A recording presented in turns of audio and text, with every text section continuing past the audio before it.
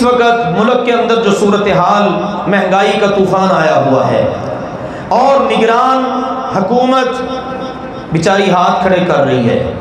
ہاتھ کھڑے کرنے والی ہی بات ہے کہ پچھلوں نے جناب معاہدے کیے اور میں حیران ہوتا ہوں پڑھ کے.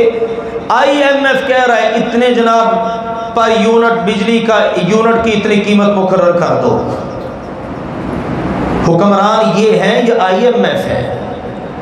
IMF کہتا ہے ان کو اتنے یونٹ کا ریلیف دے دو.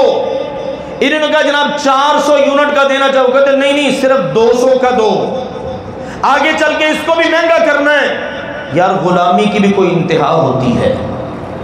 اور ساتھ ہی دیکھو اللہ کے فضل و کرم سے افغانستان ہے 2 جنگیں لڑی ہیں، 2 جنگیں، اور آج اس کی کرنسی ہم سے زیادہ مضبوط ہے.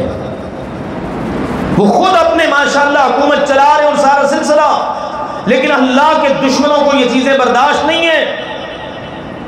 اب دہشت گردی اور جناب وہ جو اپنی باقیات اللہ کے دشمن چھوڑ کر گئے ہیں، ہمارا یقین ہے افغانستان کی برسر اقتدار جو حکومت ہے اس وقت طالبان، وہ الحمدللہ پاکستان کے خیر خواہ اور حامی ہیں.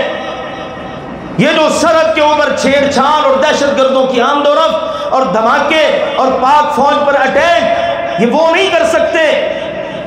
یہ وہ امریکہ اور اس کے اتحادیوں کی باقیات ہیں، وہ جو پاکستان سے ہر وقت انہوں نے کہا ہم انتقام لینا چاہتے ہیں. یہ وہ خباستیں ہیں. اس لیے اس چیز کو بھی سمجھنے کی ضرورت ہے. بعض لوگ اس قسم کے واقعات کو دیکھ سن کر کہتے ہیں وہ لو جی یہ کیا بن گیا، اور بعض سیاسی رہنما بھی اس قسم کے بیانات دیتے ہیں. یاد رکھیے جہاد اللہ کے فضل و کرم سے جیتا ہے، اور جہاد کے نتیجے کے اندر وہاں پر جو حکومت ہے وہ پاکستان کی خیر خواہ ہے. لیکن یہ جو دہشت گرد ہے نا، یہ کن کی باقیات ہیں؟ یہ امریکہ اور اس کے اتحادیوں کی باقیات ہیں. یہ کبھی نہیں چاہتے 2 برادر اسلامی ممالک ان کے اندر کوئی اتحاد اتفاق کی فضا قائم ہو. اس لیے اس طرح کی حرکتیں کی جاتی ہیں. دشمن کی سازش کو سمجھنے کی ضرورت ہے. ہم دعا یہ کرتے ہیں یا اللہ، آپ سنتے ہیں حرمین شریفین کی دعائیں بھی، یا اللہ مسلمانوں کے سارے ملکوں کے اندر ہی امن اور سکون عطا فرما.